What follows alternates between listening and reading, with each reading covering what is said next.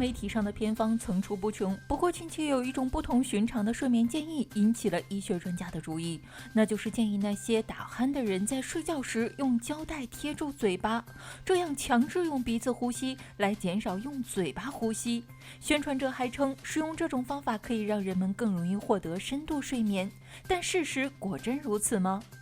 根据医生的说法，这种做法理论上应该会减少用口呼吸，但在睡眠过程中贴着嘴巴的风险远大于益处。塔夫茨睡眠医学中心的医学主任 Artie Grover 博士说，打鼾和用嘴呼吸可能是由于一些潜在的健康问题所引起的，比如睡眠呼吸暂停症。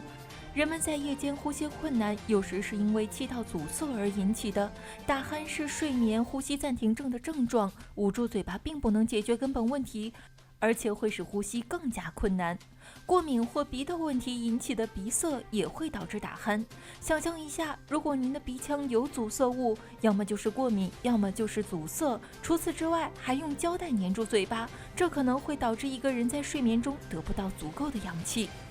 即使对于那些没有睡眠相关疾病的人来说，还有其他潜在的风险因素。如果你碰巧在晚上呕吐，并且你的嘴巴被胶带封住，您甚至会有窒息的风险。如果只是单纯想睡得更好，那么可以采取其他方式，无需贴住嘴巴。